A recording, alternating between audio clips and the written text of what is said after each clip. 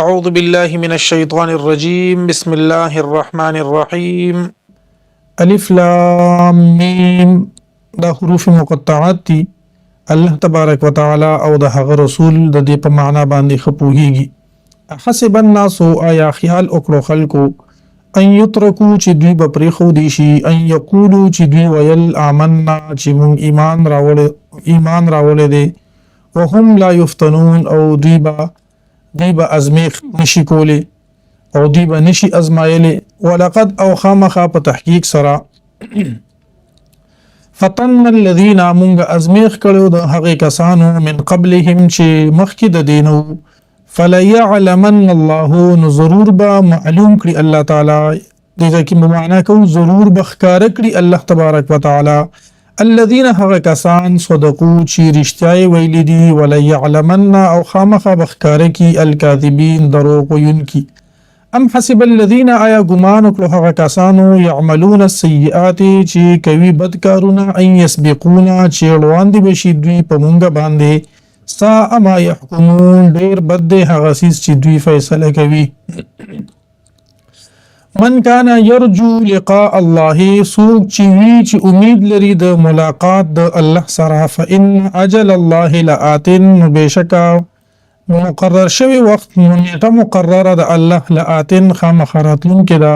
وهو السميع العليم او هغه اوریدونکي او علم لرونکي ومن جاهد وسوق چې جهاد کوي فإنما يجاهد لنفسه نو بشکا د جهاد کوي د خپل ځان د پاره ان الله بشک الله تبارک وتعالى لغنی عن العالمین خامخا بنیاز دی د عالمینونا والذین او هغه کسان امنو چې ایمان قبول کړي دي او عمل الصالحات او نیک عملونه کړي دي لنکفرن نو خامخا ابرجو مونږه د دوینا عنهم د دوینا سیئاتهم گناهونه د دوی ولنجزینهم او خامخا بدل ورکوم مونږه دوی ته احسن الذی خبدل د هغه کانو يعملون چې دوی کوم عملونه کول ووصينا الانسان او حکم کړی دی مونږ انسان ته بوالديه حسنا د مور او پلار سره د نیکه کولو او ان جاهداک او کچری دوی کوشش وکي پتا باندې لتشرک بي چې ته ما سره شریک جوړ کا ما د هغه سره ليس لك به علم چې نشته د تا ته د هغه سره علم فلا تطعهما نو پست اطاعت مکوا د دې دواړو ماشوم ته بچی ته وی چې ته د مور او د پلار اطاعت مکوا کدي پتا باندې د شرک زور لګي الی مرجعکم زما طرف تاسو واپس کیدل دي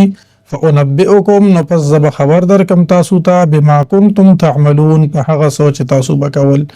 والذین آمنوا او هغه کسان چې ایمان قبول کړي دي او عمل الصالحات او نیک عملونه کړي دي لندخلنهم فی الصالحین موږ به خامخ داخل کو دي په صالحانو کې ومن الناس بعض د خلقنا من هغه څوک دي یقولو چې وای آمنا بالله موږ ایمان وروړي په الله تعالی باندې فاذا اوذي في الله بس هر کله چې تکلیف ورکړي شدته په لار د الله کې جعل فتنه الناس نو وګرځوي تکلیف د خلکو كعذاب الله پشان د عذاب د الله ولئن جاء نصر من ربك او کچر راشي سمدد تاسو د رب د جانبنا ليقولن نو خامخا وعید ان كنا معكم چې بشک مونږه د تاسو سره اوليس الله آیا نه الله تبارک وتعالى باعلم خفها بما في صدور العالمين په هغه څه کې چې پسینو دو عالمینو کې دي وليعلمن الله الذين او خامخ احکارب کی الله تبارک وتعالى هغه کسان امنو چې ایمان قبول کړي دي وليعلمن المنافقين او خامخ احکارب کی منافقان هم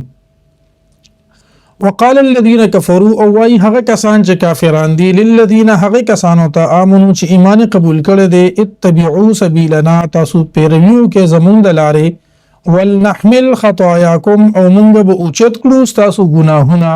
وما هم بحاملین او ندی دوی اوچتون کی من خطاياهم د دوی د ګناهونو من شيء حسز انهم لكاذبون بشک دوی خامخا دروغ وینکری ولا يحملن اثقالهم او خامخا دوی به اوچتوي خپل بارونه واثقالا او بارونه مع اثقالهم سره د دوی د بارونو ولا يسالن او خامخا تپوس به وکړي شي د دوی نه یوم القیامت په ورځ د قیامت